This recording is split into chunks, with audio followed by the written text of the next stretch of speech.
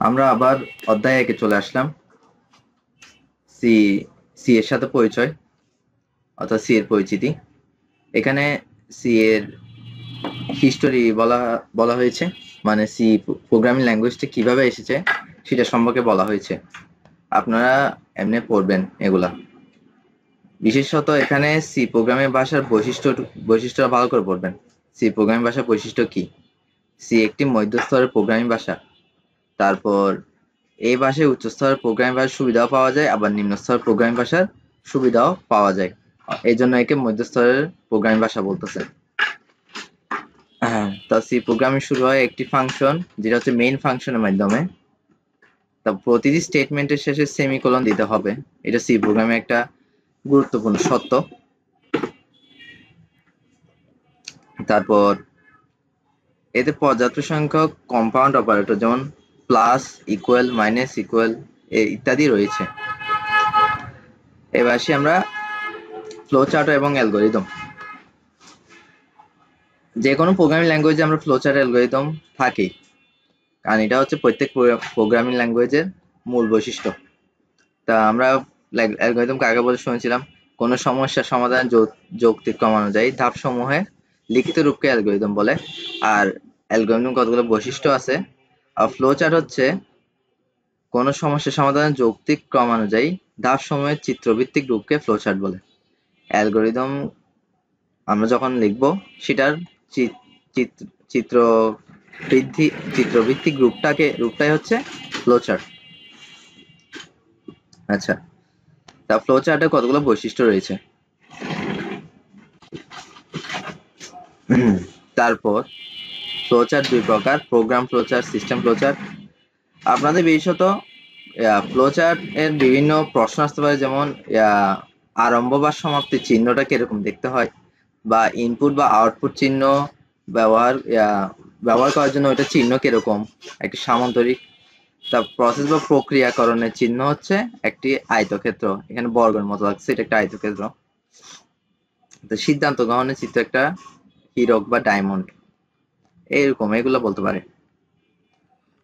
এখানে আরো কতগুলো আছে, কিন্তু বেশিরভাগ ইম্পর্টেন্ট গুলো হচ্ছে এগুলো উপরের এগুলা।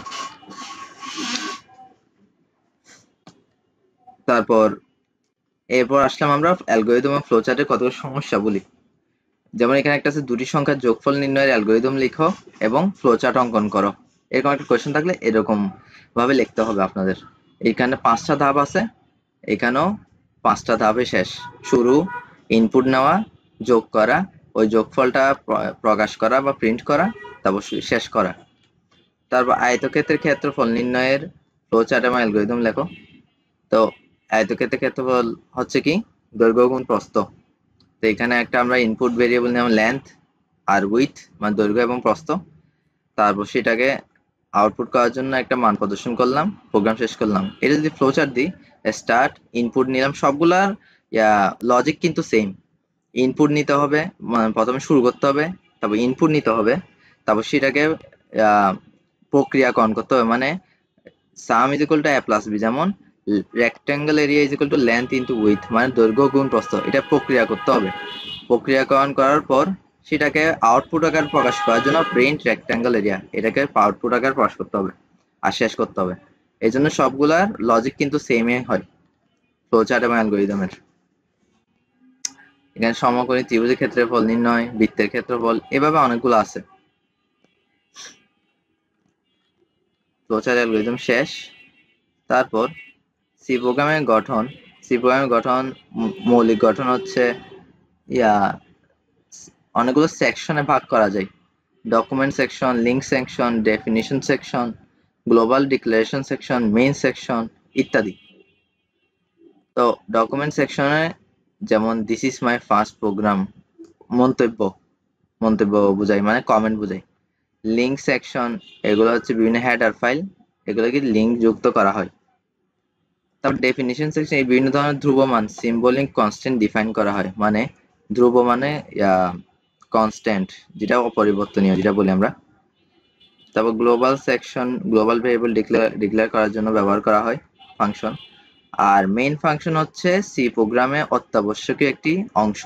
আমরা সব ধরনের সি প্রোগ্রামে প্রোগ্রাম করে থাকি মেইন ফাংশনের ভিতরে, কারণ সি প্রোগ্রাম রান করার সময় মেইন ফাংশনে ভিতর যা লিখবেন ওইটার উপর ভিত্তি করে কাজ করবে। এই জন্য মেইন ফাংশন হচ্ছে সবচেয়ে অত্যাবশ্যকীয় একটি অংশ। মেইন ফাংশনের দুই অংশ থাকে, declaration part, executable part. Declaration পার্টে এক্সিকিউটেবল পার্টে ব্যবহৃত সকল ভেরিয়েবলকে ডিক্লেয়ার করা হয়, তবে এক্সিকিউটেবল পার্টে কমপক্ষে একটি হলেও স্টেটমেন্ট থাকবে। এখানে প্রোগ্রামিং স্টাইল সম্পর্কে বলা হয়েছে।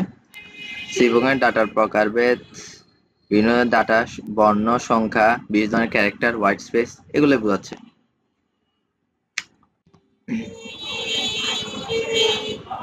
এগুলো আবার আসি গেছে, এগুলা ডাটা স্ট্রাকচার নাকি পাইথনে মনে পড়েছিলাম, data type, user define data type, derived data type. Built in data type যেটা হচ্ছে অলরেডি বিল্ট ইন করা থাকে কোনো প্রোগ্রামিং ল্যাঙ্গুয়েজের ভিতর, কম্পাইলারে। Character data type, integer data type, floating point. Character মানে হচ্ছে কতগুলো ক্যারেক্টার ওয়াইজ ABCD, ইন্টিজার 1 2 3, আবার ABCD কেও আমরা ইন্টিজার করতে পারি, যেমন ইন্টিজার x, এটা একটা ইন্টিজার, মানে এটার ভিতরে আমি কোনো মান সংযোগ রাখবো, অ্যাসাইন করবো, কোনো মান রাখবো, এই জন্য আমি ইন্টিজার x রাখলাম। তো ফ্লোটিং পয়েন্ট মানে হচ্ছে দশমিক সংখ্যা, ডাবল, বড় দশমিক সংখ্যা, এরকম। ইউজার ডিফাইন ডাটা টাইপ হচ্ছে যেগুলো আমরা নিজেরা ব্যবহার করি, এগুলো হচ্ছে ইউজার ডিফাইন ডাটা টাইপ। কিন্তু খেয়াল রাখতে হবে ইউজার ডিফাইন ডাটা টাইপ যেন কোনো কিওয়ার্ড না থাকে। মানে কিওয়ার্ড বলতে আমরা সি প্রোগ্রামিং লেখার সময় কতগুলো বিল্ট ইন কিওয়ার্ড থাকে, ওগুলো ইউজার ডিফাইন ডাটা টাইপ হিসেবে ব্যবহার করতে পারবো না, এইটাই শুধু খেয়াল রাখতে হবে। ভেরিয়েবল কনস্ট্যান্ট, ভেরিয়েবল মানে হচ্ছে পরিবর্তনীয়, আর কনস্ট্যান্ট মানে হচ্ছে ধ্রুব, যা পরিবর্তনশীল, যেটা আমরা আগেও বলছিলাম।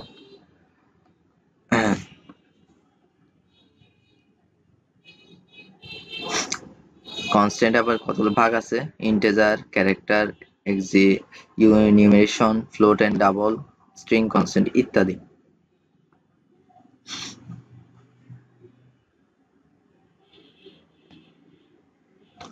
এগুলো হচ্ছে ইন্টিজার কনস্ট্যান্ট।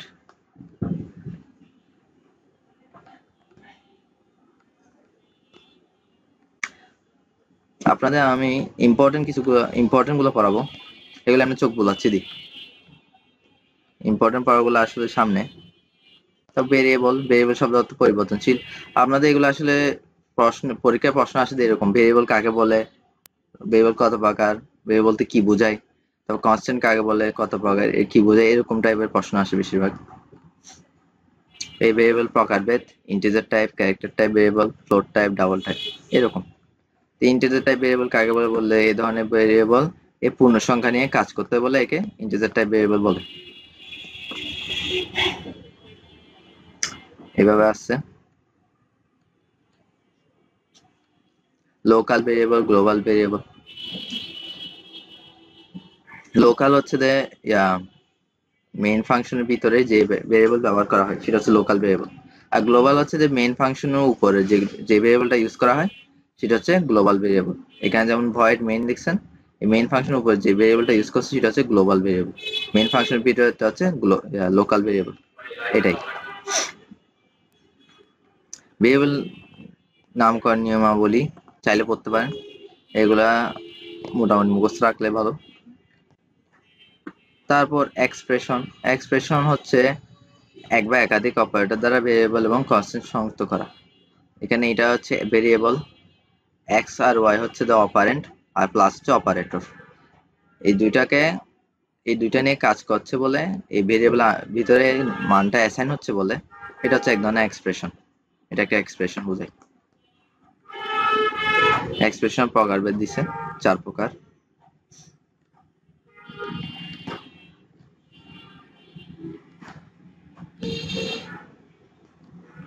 এইটা হচ্ছে গাণিতিক এক্সপ্রেশন, রিলেশনাল এক্সপ্রেশন, তারপর লজিক্যাল এক্সপ্রেশন, ট্রু ফলস মানে এন্ড অর এরকম থাকে, তারপর কন্ডিশনাল এক্সপ্রেশন মানে প্রথমটা সত্য হলে প্রথমটা হবে, না হলে দ্বিতীয়টা হবে, এরকম।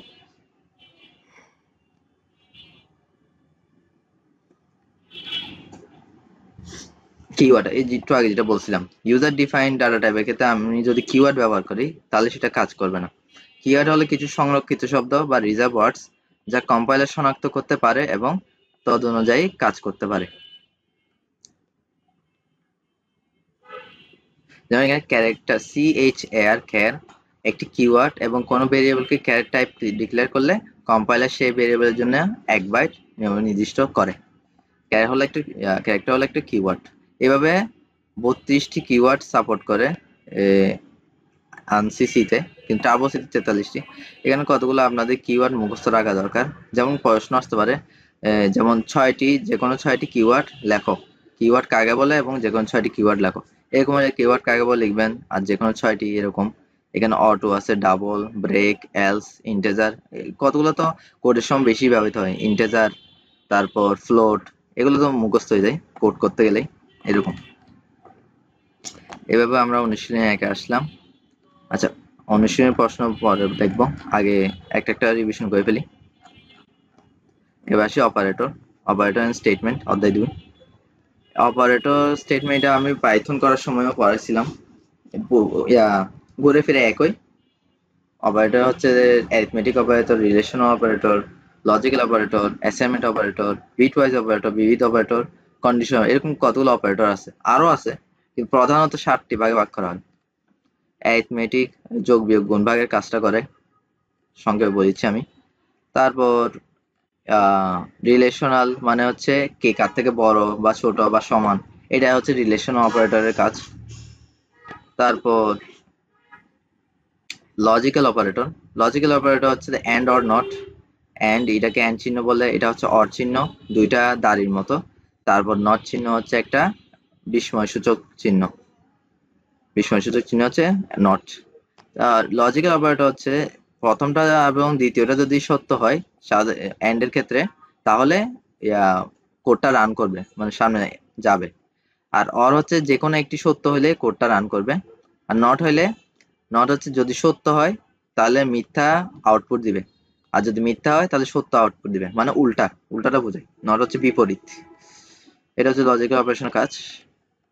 তা অ্যাসাইনমেন্ট অপারেটর হচ্ছে যে কোনো মান একটা ভেরিয়েবলের ভিতর অ্যাসাইন করা, মানে x সমান 5, y সমান 2। আমি তাহলে z একটা নিলাম, কিন্তু z এর কোনো মান দিলাম না, তো z এর মধ্যে আমি যদি x যোগ y দিই, তাহলে এবং 5 এবং 2 এর যোগফলটা z এর মধ্যে এসে যাবে। এটা হচ্ছে অ্যাসাইনমেন্ট অপারেটরের কাজ, এটাকে অ্যাসাইনমেন্ট অপারেটরই বলে। তারপর আরো আছে এখানে, এগুলা কতগুলো সংক্ষিপ্ত রূপ। y is equal to y plus x, আমি যদি এটা সংক্ষেপে y plus equal x লিখতে পারি। এটা যা কথা, এটাও তা, মানে দুটোটাই সেম অর্থ বহন করে। y সমান y minus x, y minus equal x, এটা বলছে। মানে আমাদের প্রোগ্রামের ভাষায় একটা কথা আছে, ডোন্ট রিপিট ইউর সেলফ, মানে কোনো কিছু রিপিট করতে নিষেধ করে, এক লেখা বারবার লিখতে নিষেধ করে। তো এই জন্য এটা আমরা শর্টকাট সাইন হিসেবে ব্যবহার করি। y এটা দুইবার না লেখার জন্য y minus equal x লিখে দিলাম, এই কারণে। তারপর ইনক্রিমেন্ট অপারেটর, মানে ইনক্রিমেন্ট অর্থ হচ্ছে বৃদ্ধি পাওয়া, এক এক করে বৃদ্ধি পাওয়া। আর ডিক্রিমেন্ট অপারেটর একটা আছে, সেটা হচ্ছে এক এক করে হ্রাস পাওয়া। ইনক্রিমেন্ট অপারেটরের মধ্যে দুই ভাগে আছে, প্রিফিক্স ইনক্রিমেন্ট, পোস্টফিক্স ইনক্রিমেন্ট, যেটা ডিক্রিমেন্টের ক্ষেত্রেও সেম, মানে মাইনাস হলে ডিক্রিমেন্ট বোঝায় এই ডিক্রিমেন্ট অপারেটর। এইটাই, এইটা একটা প্রশ্ন আসতে পারে, প্রিফিক্স ও পোস্টফিক্স ডিক্রিমেন্টের মধ্যে পার্থক্য কি, মানে শুরুতে ডিক্রিমেন্ট না, মানে ইনক্রিমেন্ট এবং ডিক্রিমেন্ট দুটোটাই সেম অর্থ বহন করে, শুধু যোগ হওয়ার বিয়োগ হওয়ার বোঝায়। কিন্তু কথা হচ্ছে এইখানে শুরুতে মাইনাস বা পরে মাইনাস বা শুরুতে প্লাস পরে প্লাস, এই দুটোটার মধ্যে পার্থক্য। ইনক্রিমেন্ট এটা একটু পড়তে হবে। প্রিফিক্স নোটেশনের ক্ষেত্রে কম্পাইলার প্রথমে ভেরিয়েবল প্রারম্ভিক মানের সাথে 1 বিয়োগ করে, তারপর প্রোগ্রামে একই স্টেটমেন্টে প্রিফিক্স নোটেশনের ক্ষেত্রে প্রোগ্রামে একই স্টেটমেন্টে বর্ধিত মান ব্যবহার করে। কিন্তু পোস্টফিক্স নোটেশন, মানে পোস্টফিক্স বলতে পরে যদি মাইনাস থাকে, পোস্টফিক্স নোটেশনের ক্ষেত্রে কম্পাইলার প্রথমে প্রোগ্রাম ভেরিয়েবল পুরাতন মান ব্যবহার করে, যদি এটা 5 থাকে তাহলে 5 ব্যবহার করবে, অথবা ভেরিয়েবল মানের সাথে 1 বিয়োগ করে নতুন মান পরবর্তী ধাপে কার্যকর করে। মানে প্রথমে 5 নিয়ে কাজ করবে, পরবর্তী ধাপে যাওয়ার সময় 5 থেকে 1 বিয়োগ করে 4 নিয়ে নতুন মান পরবর্তী ধাপে কাজ করে, মানে 4 নিয়ে কাজ করবে পরবর্তী ধাপে। এটা হচ্ছে পোস্টফিক্স। প্রিফিক্সটা আগে, মানে আগে বিয়োগ করে তারপর ওই 5 নিয়ে কাজ করবে, মানে আগে 4 নিয়ে কাজ করে তারপর 5 করবে। আর আগে পোস্টফিক্সটা হচ্ছে আগে 5 নিয়ে কাজ করে 4 নিয়ে পরে কাজ করবে। এই আমি সহজভাবে বোঝাচ্ছি এরকম করে। তারপর বিটওয়াইজ অপারেটর, এগুলা লজিক্যাল অপারেটর কিন্তু কিছুটা ভিন্ন। এইটা বিটওয়াইজ এন্ড, এটা অর, এটা এক্স অর, এটা লেস, সরি লেফট শিফট, এটা রাইট শিফট, এটা ইনভার্স। ইনভার্স হচ্ছে বিপরীত, ইউনারি অপারেটর বুঝাই। এই কিছু লজিক্যাল অপারেটর বলছেন না এখানে, যেমন বিটওয়াইজ দোনোটা মান ট্রু হলে আউটপুট ট্রু হবে, মানে দোনোটা মান 1 হলে আউটপুট 1 হবে। যে কোনো একটি মান যদি ফলস বা 0 হয় আউটপুট 0 হবে এন্ড এর ক্ষেত্রে। তো এরকম সেম অর এর ক্ষেত্রে হচ্ছে যে কোনো একটি 1 হলে আউটপুট 1 হবে এটা। আর একটা আছে হচ্ছে এক্স অর। এক্স অর হচ্ছে দুটি মান যদি সেম হয়, মানে দুটি মান যদি সেম হয় তাহলে আউটপুট 0, দুটি মান যদি ভিন্ন হয় তাহলে আউটপুট 1। মানে এর মান এবং বি এর মান যদি সেম হয় তাহলে আউটপুট 0, এর মান 1 বি এর মান 0, বা এর মান 0 বি এর মান 1, তাহলে আউটপুট 1 পাবেন। এটা হচ্ছে এক্সঅর, বিপরীতটা কাজ করে, এক অপর বিপরীত থাকতে হবে, আর কিছু না। তারপর বিটওয়াইজ ইনভার্স। ইনভার্স হচ্ছে যে 0 থাকলে 1 হবে, 1 থাকলে 0 হবে, এরকম কিছুটা নটের মতো কাজ করে, উল্টাটা। লেফট শিফট রাইট শিফট, মানে বাম দিকে যাবে আবার ডান দিকে যাবে। এটা আমি পাইথনেও দেখাইছিলাম আমার যত মনে পড়ে। লেফট শিফট মানে কোন সংখ্যাটার বিট ওয়াইজটা লেফট লেফট সাইডে স্থানান্তর হবে, শিফট করবে। আর রাইট শিফট হচ্ছে রাইট সাইডে স্থানান্তর হবে। এটা হচ্ছে বাইনারি সংখ্যা, বাইনারি সংখ্যাটা রাইট সাইডে স্থানান্তর হবে, মানে এটা যদি এদিকে ছিল তো এদিকেই আসে। এখানে 2 কেন আছে, 2 ধাপ ডান দিকে স্থানান্তর হবে। এখানে এই 1টা এদিকে ছিল, এখন 1টা এদিকে আসে গেছে, 2 ধাপ ডান দিকে স্থানান্তর হয়েছে, এটা হচ্ছে রাইট শিফট। এটাই বোঝাচ্ছে, আর কিছু না। তারপর বিবিধ মানে মিসকেলেনিয়াস অপারেটর, কত আছে কমা, সাইজ অফ অপারেটর, এগুলাই, আর বেশি কিছু না। অপারেটর প্রেসিডেন্সি, যেটা আমরা সহজ ভাষায় বললে বোঝাই, আমরা যখন সরল অঙ্ক করছিলাম, সরল অঙ্কে আমরা প্রথমে ভাগের কাজ করি না, প্রথমে ব্র্যাকেট থাকলে প্রথম বন্ধনী কাজ করি, তারপর সেকেন্ড, তারপর থার্ড, তারপর ভাগ, তারপর গুণ, তারপর যোগ, তারপর বিয়োগ। তো এইভাবেও আমরা এখানেও প্রোগ্রামিং ভাষার প্রেসিডেন্সি কতগুলো আছে, অপারেটর প্রেসিডেন্সি, মানে প্রথমে গুণ ভাগ, তারপর রিমাইন্ডার, মডিউলাস, এটা হচ্ছে মডিউলাস বা রিমাইন্ডার বোঝাই, মানে ভাগশেষ এই ফার্স্ট প্রায়োরিটি দিবে, আর যোগ বিয়োগকে সেকেন্ড প্রায়োরিটি দিবে গাণিতিক অপারেটরের ক্ষেত্রে। আর লজিক্যাল অপারেটর যখন আসবে তখন নটের কাজ আগে করবে, তারপর এন্ড, তারপর অর। আর রিলেশনাল অপারেটরের ক্ষেত্রে লেস দেন এর কাজ আগে, লেস দেন ইকুয়াল, তো গ্রেটার দেন ইকুয়াল, তারপর ইকুয়াল ইকুয়াল, তারপর নট ইকুয়াল, এরকম। বিট ওয়াইজের ক্ষেত্রে এন্ড, এক্স অর, এগুলো হচ্ছে প্রায়োরিটি, কোনটা আগে প্রায়োরিটি দিবে, সরল অঙ্কের মতো, মানে প্রেসিডেন্সি হচ্ছে প্রায়োরিটি বোঝায়, মানে কোনটার কাজ আগে ঘটবে। সি প্রোগ্রামে input output statement, formatted input output statement, scanf আমরা শুনছিলাম, ইনপুট দেওয়ার জন্য স্ক্যানএফ, তারপর আউটপুট প্রকাশ করার জন্য প্রিন্টএফ, এটাই হচ্ছে স্টেটমেন্ট।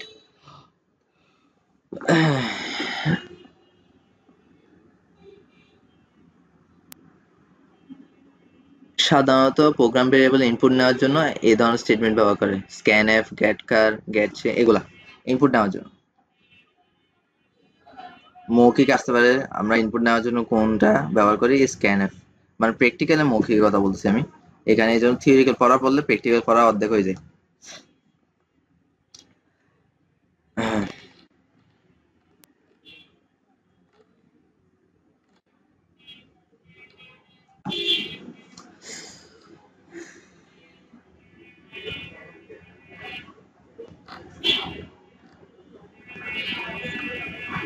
এগুলো হচ্ছে ডাটা প্রিন্ট করার ফরম্যাট, স্ক্যানএফ এর মাধ্যমে বা প্রিন্টএফ এর মাধ্যমে। আমরা যদি ফ্লোটিং পয়েন্ট চাই তাহলে পার্সেন্ট এফ দিই, আর যদি ইন্টিজার হয় তাহলে পার্সেন্ট ডি, তারপর ক্যারেক্টার চাইলে পার্সেন্ট, সরি একটা বা স্ট্রিং চাইলে পার্সেন্ট এস, মানে স্ট্রিং বলতে পুরো একটা ওয়ার্ডকে যদি আমি কোনো প্রিন্ট করতে চাই তাহলে পার্সেন্ট এস ধরে।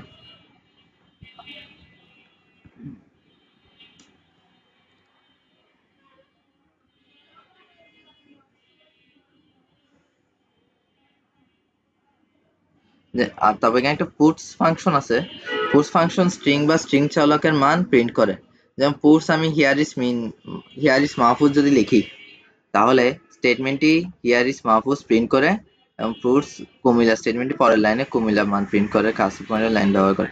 মানে পুটস এর মাধ্যমে আমি কোনো একটা ওয়ার্ড প্রিন্ট করতে পারবো এইভাবে। তারপর ফরম্যাট স্পেসিফায়ার বা ব্যাকস্ল্যাশ ক্যারেক্টার, যেগুলো বলছিলাম। %c বলতে কি বোঝায়? Character type variable input output করার জন্য। ডি হচ্ছে ইন্টিজার, ইউ হচ্ছে আনসাইন্ড, তারপর এল ডি হচ্ছে লং ইন্টিজার, এফ হচ্ছে ফ্লোট, আর এল এফ মানে ডাবল মানে লং ফ্লোট, বড় দশমিক। এইভাবে কতগুলো আছে পার্সেন্টেজ নাল টার্মিনেট ক্যারেক্টার স্ট্রিং প্রদর্শন করার জন্য। এগুলো হচ্ছে ফরম্যাট স্পেসিফায়ার কতগুলো।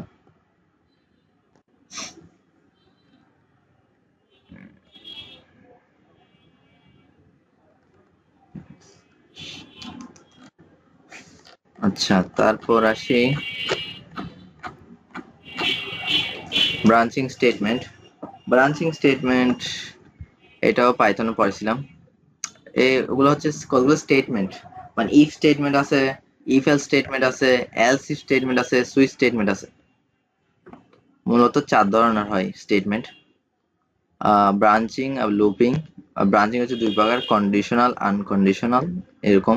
কন্টিনিউ, গো টু স্টেটমেন্ট, এগুলো হচ্ছে কন্ডিশনাল স্টেটমেন্টের উদাহরণ।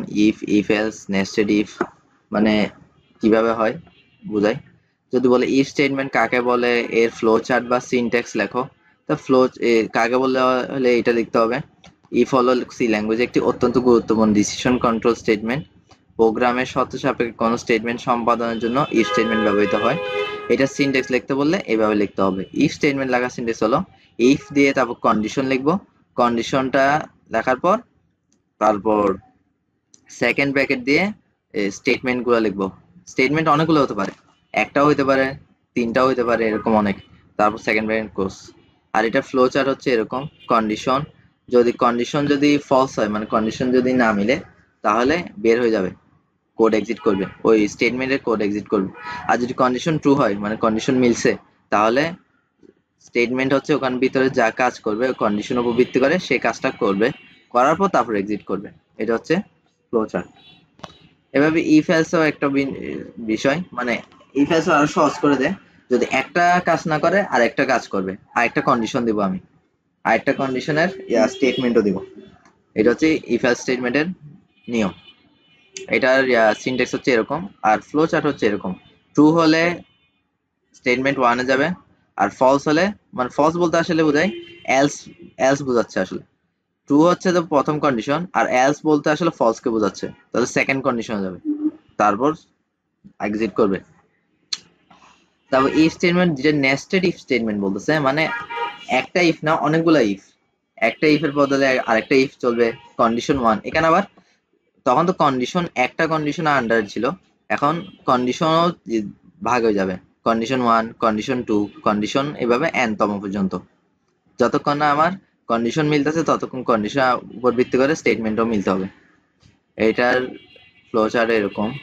কন্ডিশন 1 ফলস হলে কন্ডিশন 2, ফলস হলে কন্ডিশন n তম, তারপর স্টেটমেন্ট 1, স্টেটমেন্ট 2, স্টেটমেন্ট 3, এরকম করে এক্সিট।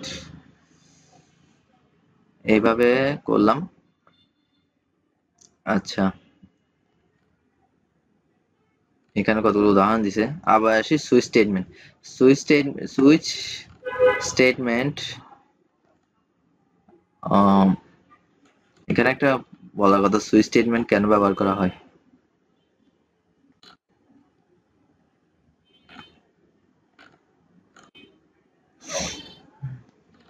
আচ্ছা, এটা মনে হয় অনুশীলনের প্রশ্ন আছে। সুইচ স্টেটমেন্ট অনেক সময় অনেক ইজি করে দেয় কাজ ইফ স্টেটমেন্টের তুলনায়, অনেক বড় বড় ইয়ার ক্ষেত্রে। আমরা প্র্যাকটিক্যালও দেখেছিলাম সুইচ স্টেটমেন্টের বিষয়টা। এখানে কতগুলো দিচ্ছে, ইফ এলস ব্যবহার করে 3টি সংখ্যার মধ্যে ছোট সংখ্যা নির্ণয় করার প্রোগ্রাম লেখো। এরকম যদি থিওরিটিক্যাল প্রশ্ন আসে, এরকম লিখতে হবে। প্রথমে হেডার ফাইল একটা লিখতে হবে, এগুলো হচ্ছে সবসময় থাকে ইনপুট স্টুডিও .h। তারপর ভয়েড মেইন দিয়ে লিখতে হবে কি, আমি একটা ইন্টিজার এবিসি স্মল, যেহেতু বলছে ছোট সংখ্যা নির্ণয়, এন্টার দ্য 3 নাম্বার একটা প্রিন্ট করব, মানে সিনট্যাক্স। তারপর ইনপুট নিব, ওই যে স্ক্যানএফ এর কাজ হচ্ছে ইনপুট নেওয়া। 3টা নিলাম এ বি সি, তাহলে এই জন্য পার্সেন্টিও 3টা হবে এ বি সির জন্য। তারপর কন্ডিশন স্টেটমেন্ট ইউজ করলাম। ইফ এ যদি বি থেকে ছোট হয়, তাহলে এখানে এটা নেস্টেড ইফ ইউজ করছে। প্রথম কন্ডিশন হচ্ছে এ যদি বি থেকে ছোট হয়, তাহলে এবার বলতে হবে এ কি সি থেকে ছোট নাকি। এ যদি সি থেকে ছোট হয়, তাহলে স্টেটমেন্ট 1 হবে কি এ হচ্ছে সবচেয়ে ছোট সংখ্যা। এলস, এখানে আবার ইফ এলস ইউজ করছে, প্রথমে নেস্টেড ইফ ইউজ করছে, তারপর ইফ এলস ইউজ করছে। এলস, তাহলে যদি এ যদি সি থেকে ছোট না হয়, তাহলে সি বড়। আবার সি যদি বি থেকে ছোট নাকি দেখতে হবে। আবার আবার এলস ইউজ করছি, if B less than C, B কি সি থেকে ছোট, যদি ছোট হয় তাহলে বি হচ্ছে সবচেয়ে ছোট, আর যদি না হয় তার মানে সি সবচেয়ে ছোট সংখ্যা। এটা হচ্ছে পুরাটাই একটা এখান থেকে শুরু করে এতটুকু এটা কন্ডিশন কাজ করছে, কন্ডিশন স্টেটমেন্ট কাজ করছে। তারপর আমি সবার শেষে দেখবো percentage is the smallest number. এই স্মলেস্ট নাম্বারটা কি, এই স্মল। এখানে আমি একটা ইন্টিজার নিয়ে রাখলাম, লোকাল ভেরিয়েবল, যেটা আমরা তখন বলছিলাম গ্লোবাল ভেরিয়েবল, লোকাল ভেরিয়েবল। এটা হচ্ছে লোকাল ভেরিয়েবল। এটা মেইন ফাংশনের ভিতর নিলাম স্মল। প্রত্যেকবার আমরা এখানে small is equal to A, small is equal to C, তারপর small is equal to B, আবার small is equal to C, এভাবে লিখলাম। সবকিছু হওয়ার পর যখন দেখবে যে আমার কন্ডিশন মিলছে, তখন এখানে ওই যে সংখ্যাটা সবচেয়ে ছোট সেই সংখ্যাটা এখানে বসবে। এটা কোথায় কোথায় অ্যাসাইন করা আছে, স্মল এর মধ্যে অ্যাসাইন করা আছে। আবার এখানে অ্যাসাইনমেন্ট অপারেটর কাজ হয়ে গেছে, সি এর মানটা স্মল এ ঢুকে গেছে বা বি এর মানটা স্মল এ ঢুকে গেছে। এটা হচ্ছে অ্যাসাইনমেন্ট অপারেটর কাজ। এইভাবে সবচেয়ে ছোট সংখ্যা গেছে। যেমন আমি এখানে যদি 3টা সংখ্যা রান করি, 21, 34, 19, এভাবে যদি লিখি, তাহলে 21 হচ্ছে এ, 34 হচ্ছে বি, 19 হচ্ছে সি। এখানে বোঝা যাচ্ছে সি হচ্ছে সবচেয়ে ছোট সংখ্যা, তাহলে 19। এখানে এই কাজটা এখানে ঘটবে, ঘটে তারপর 19 আমাকে প্রিন্ট করে দেখাবে। এই সুইচ স্টেটমেন্টের কাজ প্র্যাকটিক্যালও দেখছিলাম, এটা হচ্ছে যোগ বিয়োগ গুণ ভাগের কাজটাই এখানে করছে সুইচ স্টেটমেন্টের মাধ্যমে। তারপর 19 আসে গেলাম, এবার আসলাম তারপর পরবর্তী অধ্যায় লুপ কন্ট্রোল স্টেটমেন্ট। লুপ হচ্ছে আমরা কতগুলো লুপ শিখছি, এক কাজ বারবার কাজ সাধন করা, মানে বারবার চলা যতক্ষণ না আমার কাজ শেষ হবে, মানে আমার নির্দিষ্ট লক্ষ্য না আসা পর্যন্ত কাজটা চলতে থাকবে। লুপ হচ্ছে, এটা হচ্ছে লুপের গঠনের কাঠামো। এটা entry loop, exit loop. Loop statement নির্ভর বিশেষ বৈশিষ্ট্য, বিষয়সমূহ, ধাপসমূহ, এগুলা। সি তে 5 ধরনের লুপ আছে, for loop, while loop, do while loop, continue, go to statement. For, while, do while এগুলো আশা করি আপনারা আগেও দেখছিলেন এবং পড়ছিলেন। ফর লুপ প্রোগ্রামে এক ধরনের এক বা একাধিক স্টেটমেন্ট একটি নির্দিষ্ট সংখ্যকবার এক্সিট করে, সবগুলো এক বা একাধিক নির্দিষ্ট সংখ্যকবার এক্সিট করে, কিন্তু প্রত্যেকটা লুপের কাজ ভিন্ন ভিন্ন, কিন্তু আউটপুট সেম, কিন্তু কাজ ভিন্ন। ফর লুপে যদি সিনট্যাক্স লিখতে বলে এইভাবে লিখবে। ফর লিখে আমাদের প্রথম লিখতে হয় ইনিশিয়ালাইজেশন, তারপর লিখতে হয় কন্ডিশন, তারপর করতে হয় ইনক্রিমেন্ট বা ডিক্রিমেন্ট, তারপরে স্টেটমেন্টটা ব্যবহার করতে হয়। কিছুটা ওই কন্ডিশন স্টেটমেন্টের মতো। কন্ডিশন স্টেটমেন্ট আমরা কন্ডিশন দিতে স্টেটমেন্ট দিই না, কিন্তু এখানে যেহেতু একাধিকবার কাজ করতে হচ্ছে, এই জন্য এখানে দুইটা এক্সট্রা যোগ হয়েছে, ইনিশিয়ালাইজেশন এবং ইনক্রিমেন্ট বা ডিক্রিমেন্ট। তো এখানে আমরা ইনিশিয়ালাইজেশনে আই ধরি, আই সমান 1 ধরি, তারপর কন্ডিশন দিই আই কি, আই কতবার চলবে, মানে লুপটা কতবার চলবে বোঝাই, 10 বার নাকি 20 বার। আই লেস দেন ইকুয়াল 10 বা আই লেস দেন 10 এরকম দিই। তারপর ডিক্রিমেন্ট, মানে আইটা বৃদ্ধি পাবে, আয়ের মান যখন এই 10 হয়ে যাবে তার লুপ থেকে বের হয়ে যাবে, আয়ের মান যখন 9 হবে ততক্ষণ চলবে লুপটা। এভাবে মানে এটা আপডেট হতে থাকে, ভিতর যে স্টেটমেন্টটা আমি দিব কোডটা আপডেট হতে থাকে। আপডেট মানে কি, নতুন করে যোগ হওয়া কোনো কিছু। নেস্টেড ফর লুপ, ফর লুপের আবার নেস্টেড আছে, মানে ফর লুপের ভিতর ফর লুপ ইউজ করা, ভিতরের ফর লুপটা কাজ শেষ হলে তারপর বাইরের ফর লুপটা কাজ শেষ হবে এইভাবে। ভিতরে প্রথমে সব ভিতরটা চলে ইনার লুপ বলে, তারপর আউটার লুপ বলে। ভিতরটা শেষ তাও বাইরেরটাতে যাবে, বাইরেরটা শেষ তাও পুরো প্রোগ্রাম থেকে বেরিয়ে যাবে এভাবে। ইনফিনিটি লুপ, যেটা কোনো কন্ডিশনেই নাই, চলতে থাকবে অসীম অসীম পর্যন্ত। এটা ভুল করেও কম্পিউটার প্রোগ্রামে মানে নিজের ল্যাপটপে বা কম্পিউটারে কোনোদিন চেষ্টা করবেন না। অনেক সময় কি হয়, এটা ইউজ করলে কম্পিউটার হ্যাং করা শুরু করে, মানে কম্পিউটার রিস্টার্ট মারতে হয় আবার, যতটুকু সম্ভব আমি জানি।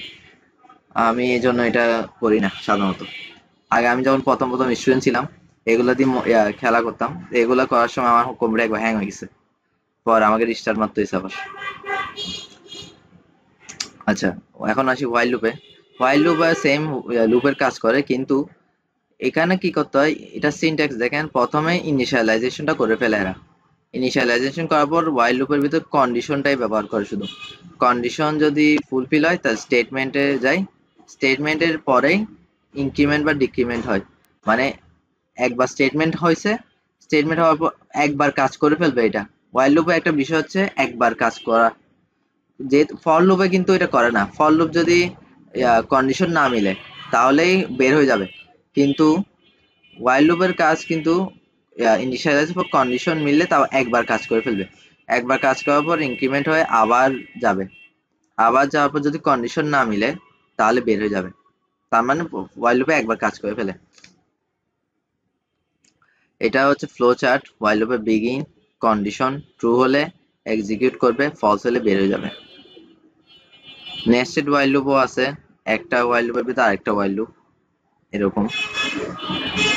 ডু হোয়াইল স্টেটমেন্টটা কিছু হোয়াইল লুপের মতো দেখতে, কিন্তু এটাও একটু পার্থক্য আছে। এটা সিনট্যাক্স হচ্ছে প্রথমে ইনিশিয়ালাইজেশন, তারপর ডু ব্যবহার করে স্টেটমেন্ট ইনক্রিমেন্ট ডিক্রিমেন্ট করবে। ইনক্রিমেন্ট ডু দিয়ে প্রথমে স্টেটমেন্টটা কাজ করবে, স্টেটমেন্টটা কাজ করবে, ইনক্রিমেন্ট হবে, তারপর হোয়াইলের কন্ডিশনটা কাজ করবে।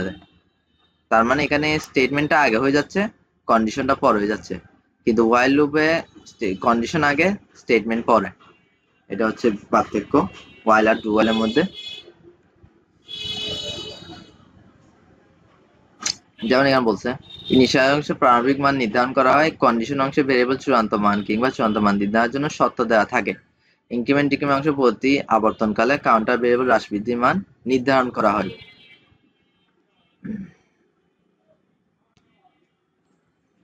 এটা হচ্ছে ফ্লো চার্ট।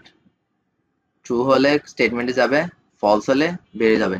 কিন্তু ওয়াইল লুপে আমরা কি দেখছি, ট্রু হলে এক্সিকিউট স্টেটমেন্টে যাবে, কন্ডিশন যাবে প্রথমে, কন্ডিশন ট্রু হলে আবার রিপিট হবে, ফলস হলে বেড়ে যাবে।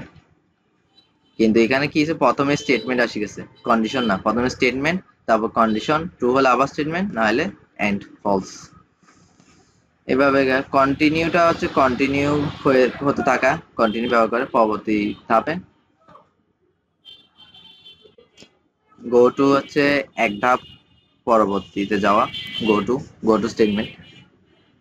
কোন লেভেল স্থানান্তরের জন্য গো টু, মানে আমি কোন জায়গায় যেতে চাচ্ছি, গো টু স্টেটমেন্টের মাধ্যমে ওই জায়গাটা ওই লাইনে চলে যেতে পারবো। যেমন গো টু লেভেল 11, তাহলে লেভেল 11 চলে যাবে। গো টু লেভেল 12, তাহলে লেভেল 12 চলে যাবে।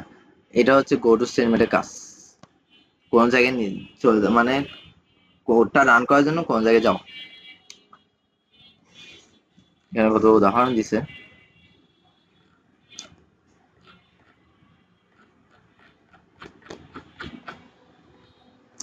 অনুশীলনে আসি। আচ্ছা, এরপর আমরা অধ্যায় 5-এ আসি, অ্যারে এবং ফাংশন। এটাও একটা গুরুত্বপূর্ণ অধ্যায়। অ্যারে হলে একটা টাইপ, একই টাইপ একাধিক ভেরিয়েবল সংগ্রহ, যার জন্য মেমোরিতে পরস্পর সংলগ্ন বা নির্দিষ্ট হয়। এদের একটা সাধারণ নাম থাকে। অ্যারে বলতে আসলে আমরা কোনো ডাটা বা স্টোর করে রাখতেছি কোন ডাটা অ্যারের মাধ্যমে।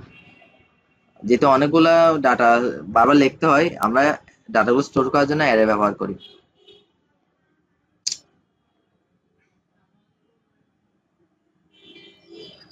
এখানে অনেক টাইপের অ্যারে আছে, integer, character type. Array third ব্র্যাকেটের মাধ্যমে ব্যবহার করা হয়, এই জন্য এটাকে অ্যারে বলে। এখানে অ্যারের বিভিন্ন অংশ কি, এটা একটা প্রশ্ন থাকতে পারে। অ্যারে কি, অ্যারের সিনট্যাক্স, এটা একটা সিনট্যাক্স বা অ্যারের অংশ কি কি লেখা। এটা হচ্ছে ডাটা টাইপ, আর এটা হচ্ছে অ্যারে নেম, এটা হচ্ছে ইন্ডেক্স বা সাবস্ক্রিপ্ট, মানে কত কত পর্যন্ত থাকবে। অ্যারে নেমে এটা কত রোল, আমি 5টা রোল নিয়ে কাজ করতে চাচ্ছি, এই জন্য এখানে 5 লিখলাম। এটা হচ্ছে অ্যারে লেখার অংশ। তারপর এখানে আসি, যেমন 5 জন তো লিখলাম, যেমন এখানে মার্কস লিখছি, ফ্লোট মার্ক 5, মানে এখানে 5টা কোনো সাবজেক্টের কোনো স্টুডেন্টের 5টা সাবজেক্টের মার্ক এখানে স্টোর করে রাখলাম আমি। 90, 85, 70, 67, 87, এটা হচ্ছে 5টা সাবজেক্টের মার্ক এখানে স্টোর করে রাখলাম। এইভাবে আমরা অ্যারে ব্যবহার করে থাকি।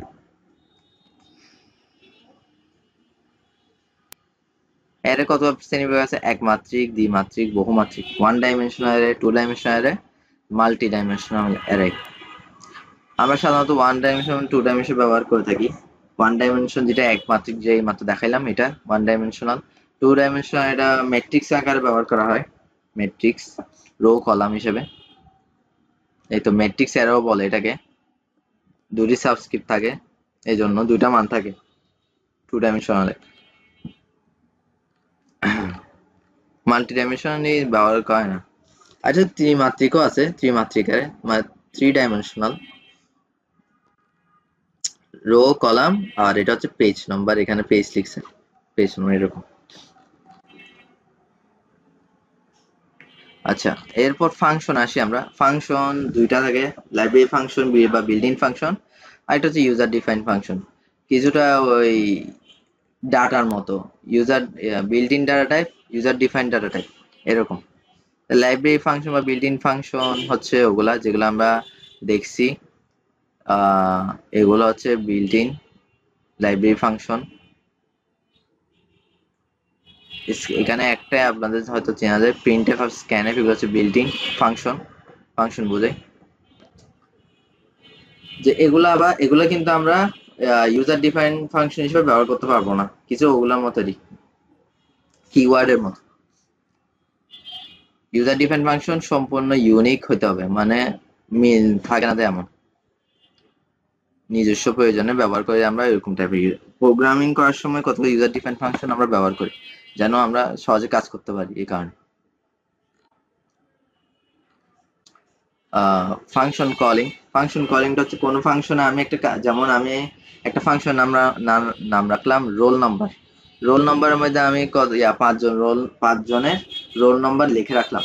এখন আমি মেইন ফাংশনের মধ্যে ওই ফাংশন নাম যেহেতু রোল নাম্বারটা আমি লিখলাম, তাহলে আমাকে আর 5জনের রোল নাম্বারগুলো আর লিখতে হচ্ছে না, কারণ 5জনের রোল নাম্বার আমি অলরেডি ওই রোল নাম্বার ফাংশনে লিখে রাখছি।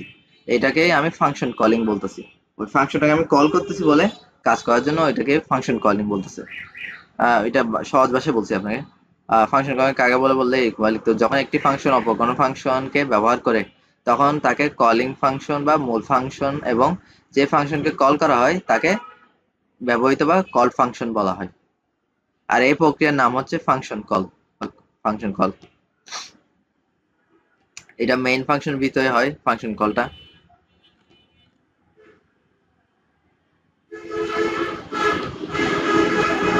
রিকার্সিভ ফাংশন যে নিজেকে নিজে কল করে, সেটা হচ্ছে রিকার্সিভ ফাংশনের কাজ।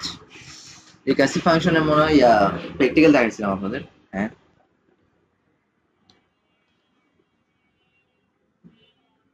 এখানে একটা ফ্যাক্টোরিয়ালের উদাহরণ দিছে, রিকার্সিভ ফাংশন ব্যবহার করে কোনো সংখ্যার n এর ফ্যাক্টোরিয়াল মান নির্ণয় করা। Void main factorial.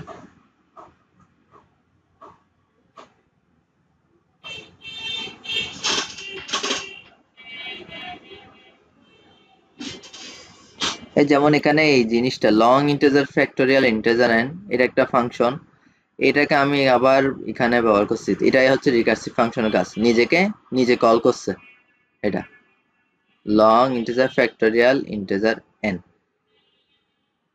এটা হচ্ছে ফাংশন, রিকার্সিভ ফাংশনের উদাহরণ।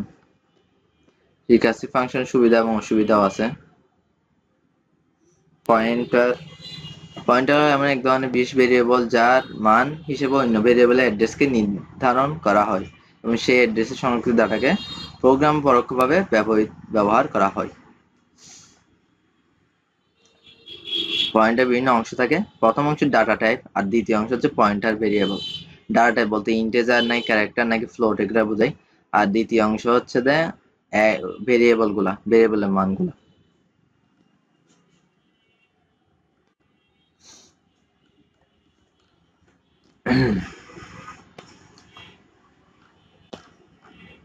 এখানে কত কোডের উদাহরণ দিচ্ছে। পয়েন্টার হয়তো আপনাদের জন্য একটু কঠিন হতে পারে, শুধু এমনি সংজ্ঞাটা পড়তে হয় আর পয়েন্টারের অংশটা।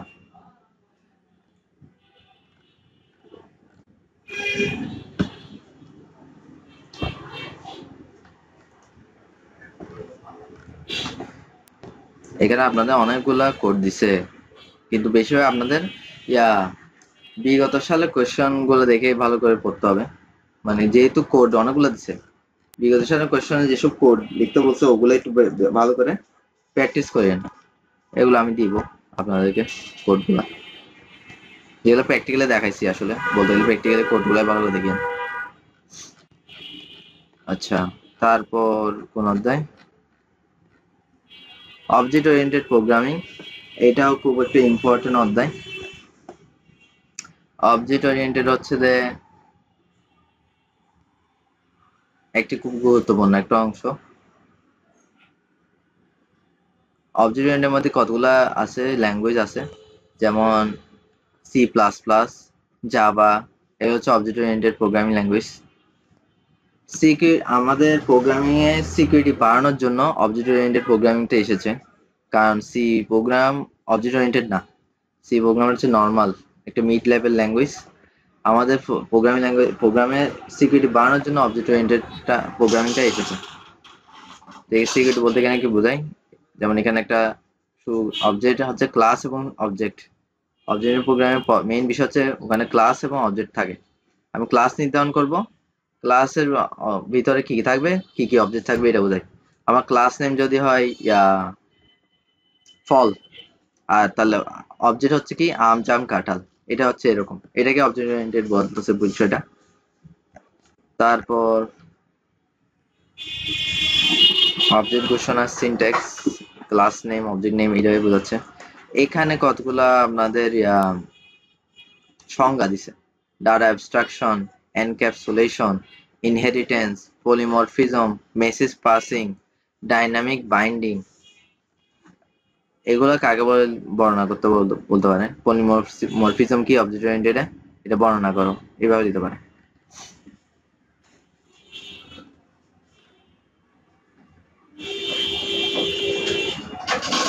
ক্লাস ঘোষণার ফরম্যাট, প্রথমে ক্লাস লিখে ক্লাস নেম দিব, সেকেন্ড ব্র্যাকেট দিয়ে ওটা প্রাইভেট নাকি প্রটেক্টেড এভাবে দিব, নাকি পাবলিক। প্রাইভেট মানে নিজে কেউ অ্যাক্সেস করতে পারবে না। আমি যদি কোডটা আমি আরেকটা কম্পিউটারে দিই, এটা রান করবে না, কেন এটা প্রাইভেট। আর প্রটেক্টেড এর কাজও সেম। প্রটেক্টেড হলে এটা যে যার অ্যাক্সেস থাকবে সেই ব্যবহার করতে পারবে। আর পাবলিক হচ্ছে যে কেউ এটা ব্যবহার করতে পারবে, অ্যাক্সেস করতে পারবে প্রোগ্রামটা। এই জন্য অবজেক্ট ওরিয়েন্টেড প্রোগ্রামের ধারণাটা পরবর্তীতে আসছে। এই সিকিউরিটির বিষয়টা প্রাইভেট, প্রটেক্টেড, পাবলিক এই বিষয়গুলা সি তে নাই, কিন্তু অবজেক্ট ওরিয়েন্টেড প্রোগ্রামিং তে আছে। অর্থাৎ সি প্লাস প্লাস এর কথা বলতেছি আমি, জাভাও আছে।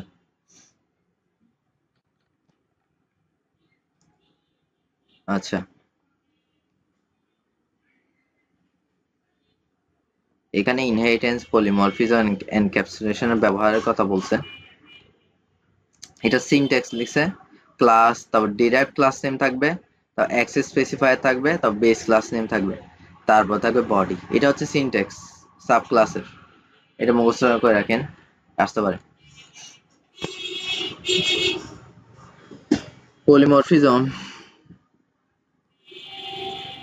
পলিমরফিজমের প্রকারভেদ হচ্ছে দুইটা, স্ট্যাটিক এবং ডাইনামিক। স্ট্যাটিক অথবা কম্পাইল টাইম পলিমরফিজম, আর dynamic run time polymorphism. Static বলতে আসলে বোঝায় নির্দিষ্ট একটা থাকবে, সময়ের মধ্যে থাকবে, মানে চেঞ্জ হবে না, অপরিবর্তনীয়। আর ডাইনামিক হচ্ছে প্রতি পদে পদে চেঞ্জ হবে, রান টাইম যেটাকে বলে।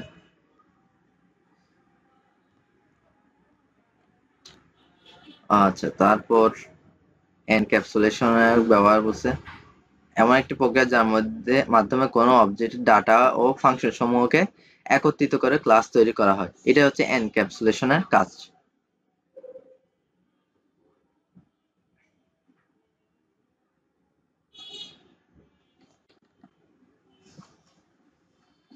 এগুলো বর্ণনা আসতে পারে বা কিভাবে কাজ করে এরকম। তারপর বেস ক্লাস এবং ডিরেক্ট ক্লাসের কথা আছে। যে বেস ক্লাস একটি প্যারেন্ট ক্লাস বা সুপার ক্লাস নামেও পরিচিত। বেস ক্লাস একটি। আর বেস ক্লাসের সিনট্যাক্স হচ্ছে ক্লাস বেস ক্লাস হবে, মেম্বারস মেম্বার ফাংশন। কিন্তু ডিরেক্ট ক্লাসের ক্ষেত্রে কি হবে? Class direct class access specifier base class member member function. Direct ক্লাসটা বেস ক্লাসের ভিতরে এসে যাবে, মানে বেস ক্লাসের ব্যবহারটাই ডিরেক্ট ক্লাস হবে। ডিরেক্ট ক্লাস হলো এমন একটি ক্লাস যা বেস ক্লাসের সমস্ত মেম্বার এবং মেম্বার ফাংশন সমূহ উত্তরাধিকার সূত্রে প্রাপ্ত হয়ে তৈরি হয়। তাছাড়া ডিরেক্ট ক্লাসে নিজস্ব ফাংশন থাকতে পারে, এই জন্য বেস ক্লাসটা এখানে আসে গেছে ডিরেক্ট ক্লাসে। এটাই হচ্ছে সিনট্যাক্স আকারে। এটা চিত্রভিত্তিক উদাহরণ। বেস ক্লাস হচ্ছে অ্যানিমেল, ইট, স্লিপ। আর ডিরেক্ট ক্লাস হচ্ছে সেম, ডগ কিন্তু অ্যানিমেলের আন্ডারে পড়তেছে, তাহলে এটা হচ্ছে বেস ক্লাস ডিরেক্ট ক্লাসের আন্ডারে। আর কি করে? বার্ক করে, নিজস্ব একটা ফাংশন বার্ক। এটা উদাহরণ আকারে দেখাইছে। সি প্লাস প্লাস সাধারণ মেথডের ব্যবহার। সি প্লাস প্লাস সাধারণ মেথড হচ্ছে এরকম: class, class name, public, return type, method name, এরকম।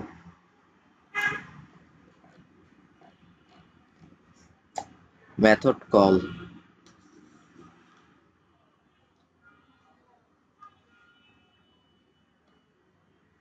মেথড কলের সিনট্যাক্স হচ্ছে একটি মেথডের মধ্যে অপর কোনো মেথড কল করার ফরম্যাট হলো method name actual parameter list. এইভাবে এটা লিখলেই মেথড কল হবে। ডট অপারেটর মেথড কল করার ফরম্যাট হলো অবজেক্ট নেম, অবজেক্টের সাথে ডট অপারেটর। হ্যাঁ, এগুলো একটু বুঝতে কঠিন, কারণ এগুলো প্র্যাকটিক্যালি বুঝাতে হয়। এগুলো হচ্ছে সি প্লাস প্লাস এর, এগুলো আসলে অবজেক্ট ওরিয়েন্টেড প্রোগ্রামিং, তো একটু জটিল। অবশ্যই আছে কিছু অবজেক্ট ওরিয়েন্টেড আসলে বলতে পারে অবজেক্ট ওরিয়েন্টেড প্রোগ্রামিং বলতে কি বোঝায়, কি বুঝো, এইরকম হলে এটাই লিখবে। অবজেক্ট ওরিয়েন্টেড টেকনোলজি সুবিধা সম্পন্ন, যেমন ইনহেরিটেন্স, পলিমরফিজম, ডাটা অ্যাবস্ট্রাকশন ইত্যাদি ইত্যাদি। যে কোনো ভাষাকে অবজেক্ট ওরিয়েন্টেড প্রোগ্রামিং ল্যাঙ্গুয়েজ বলে। এগুলো থাকলে হচ্ছে ওগুলো হচ্ছে অবজেক্ট ওরিয়েন্টেড প্রোগ্রামিং, এগুলো থাকতে হবে ওইসব প্রোগ্রামিং ল্যাঙ্গুয়েজে। আর এগুলো কি কি? সি প্লাস প্লাস আছে, জাভা, হাইপার, ভিজুয়াল বেসিক, এগুলো কতগুলো মুখস্থ করে যাবেন। কোনগুলো অবজেক্ট ওরিয়েন্টেড প্রোগ্রামিং ল্যাঙ্গুয়েজ। তারপর ক্লাস কি, অবজেক্ট কি, এগুলো আসবে। তা প্রোগ্রামিং ওই মেমোরি ম্যানেজমেন্ট, এইটা সবচেয়ে এই এই অধ্যায়তে কোনো কোয়েশ্চেনে আমি দেখিনি বিগত সালে কোনো প্রশ্নে। তাই এটা আমি লিস্ট ইম্পর্টেন্ট মনে করতেছি আপনাদের জন্য, যেহেতু বাকি 6টা অধ্যায় ভালো করে পড়ে যাবেন। এই অধ্যায়টা যদি কম পড়ে যান সমস্যা হবে না আমার মতে, কারণ এই অধ্যায় থেকে প্রশ্নই আসে নাই তেমন। তো এই অধ্যায়টাকে পড়লে পড়তে পারেন, এটা আপনাদের ইচ্ছা, আমি তো এমনি পড়াবো। প্রোগ্রামিং ম্যানেজমেন্ট, কনস্ট্রাক্টরের বৈশিষ্ট্যগুলো কি, কনস্ট্রাক্টর ডিস্ট্রাক্টর বিষয়টা এখানে বলছে। এটা প্রিভিয়াস অধ্যায়ের কতগুলো পড়াগুলো এখানে ঢুকাই দিছে। অবজেক্ট ওরিয়েন্টেড প্রোগ্রামিং এর বিষয় নিয়ে এখানে আবার প্রিভিয়াস পড়াগুলো বুঝাইছে। কনস্ট্রাক্টর ডিস্ট্রাক্টর এগুলো থাকে অবজেক্ট ওরিয়েন্টেড প্রোগ্রামিং। এই জন্য আবার কত জাভার প্রোগ্রামও ঢুকাই দিচ্ছে এখানে, কারণ জাভা তো আপনাদের নাই, এই জন্য এটা বুঝাইতে একটু ঝামেলা হবে। আমার মতে এই অধ্যায়টা আপনারা চাইলে স্কিপ করতে পারেন, তবে কিছু অংশ ইম্পর্টেন্ট কোয়েশ্চেন গুলো পড়বেন দেরি। অতি সংক্ষিপ্ত প্রশ্ন, বেশ করে অতি সংক্ষিপ্ত প্রশ্নগুলো পড়লে ভালো হবে, কারণ আসলে দেখতে পাবেন কনস্ট্রাক্টর কি, তারপর ডিস্ট্রাক্টর কি, কনস্ট্রাক্টর কত প্রকার, এইগুলো লিখতে পারেন। সিনট্যাক্স লেখো, এরকম।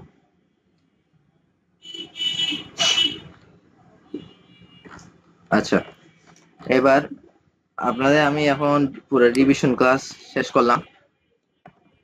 তারপর আপনাদেরকে আমি এই পুরা সি প্রোগ্রামিং থেকে কতগুলো প্রশ্ন আমি নিয়েছি, আপনারা এগুলা ভালো করে পড়বেন। এখানে যেগুলো আমি কোয়েশ্চেনগুলো আমি দিচ্ছি, আমি পিডিএফটা গ্রুপে দিয়ে দিব। এই কোয়েশ্চেনগুলা উত্তরগুলো ভালো করে শিখবেন বা পড়বেন। কেন অতি সংক্ষিপ্ত প্রশ্ন আছে, তারপর সংক্ষিপ্ত প্রশ্ন আছে, তারপর বর্ণনামূলক প্রশ্ন আছে। এগুলো শেখার পর আপনাদেরকে আমি বুধবারে এখান থেকে আরো কিছু মানে এখান থেকে কিছু প্রশ্ন আপনাদেরকে লিখতে দিব, অ্যাসাইনমেন্ট আকারে আপনাদেরকে এগুলো জমা দিতে হবে। এগুলো আপনারা শুক্রবার মধ্যে আমাদের ইমেলে ক্যাম স্ক্যানের মধ্যে স্ক্যান করে পিডিএফ আকারে জমা দিবেন ইমেলে।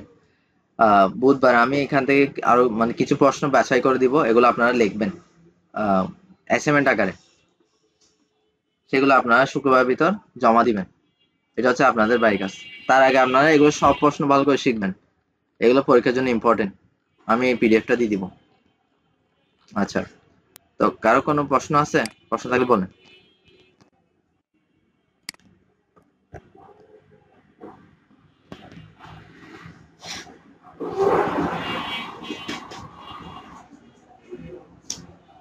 হ্যালো। আচ্ছা আচ্ছা, কারো কোনো প্রশ্ন নাই? তাহলে আজকে এতটুকুই। আসসালামু আলাইকুম।